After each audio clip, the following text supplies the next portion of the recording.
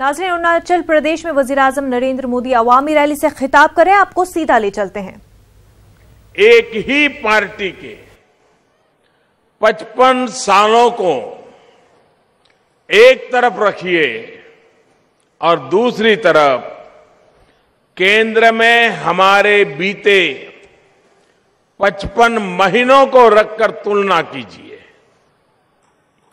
अरुणाचल और पूरे north east के लिए क्या काम हुए हैं, इसकी तस्वीर आपके सामने साफ हो जाएगी। अरुणाचल के पास तो समृद्ध जल संपदा है, यहां बिजली पैदा करने की अभूतपूर्व क्षमता है, लेकिन विकास उस गति से नहीं हो पा रहा था जैसा होना चाहिए था।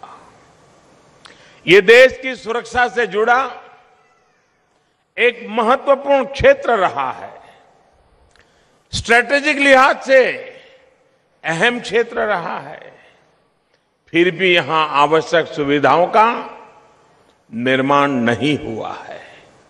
स्थिति ये थी कि ना तो यहां के नौजवानों की परवाह की गई और ना ही सीमा पर डटे जवानों की।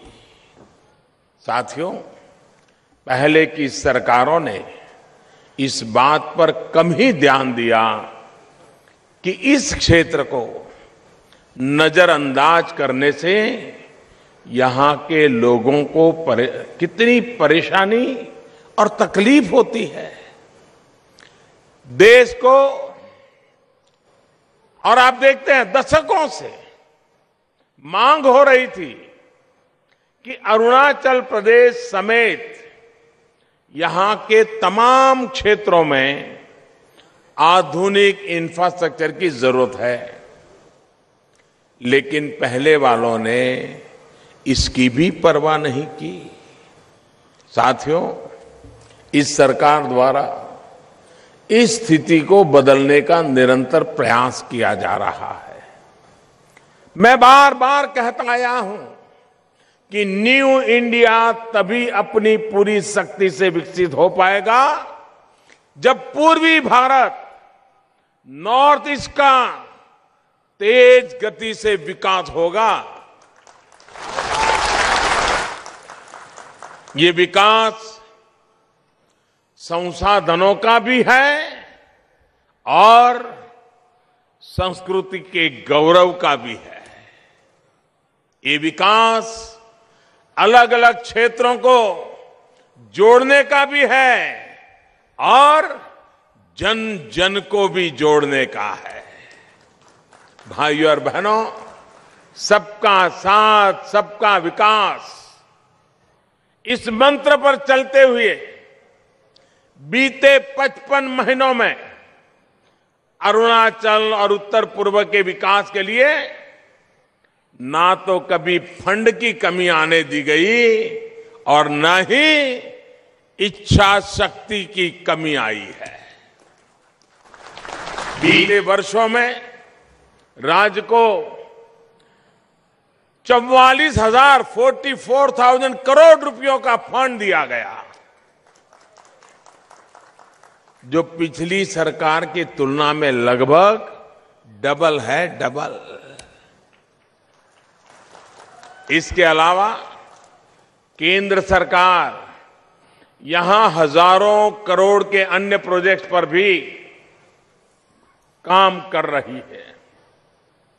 विकास की इसी कड़ी में आज अरुणाचल में एक साथ 2 एयरपोर्ट का उद्घाटन और शिलान्यास हो रहा है। संभवतः ये पहली बार है कि भारत में किसी भी राज्य में एक एयरपोर्ट पर काम पूरा हुआ हो और दूसरे पर काम शुरू हुआ हो। अरुणाचल प्रदेश के लिए तो ये और भी अहम अवसर है, क्योंकि आजादी के इतने वर्षों तक यहां एक भी ऐसा एयरपोर्ट नहीं था जहां नियमित रूप से बड़े यात्री जहाज उतर पाए। गुवाहाटी तक एयरपोर्ट की कनेक्टिविटी थी और वहां से या तो सड़क के रास्ते आपको आना जाना होता था या फिर मजबूरी में या इमरजेंसी में हेलीकॉप्टर का सहारा लेना पड़ता था। साथियों, आज से तेजू एयरपोर्ट सामान्य जनता से जुड़ी यात्री सेवाएं देने के लिए तैयार है।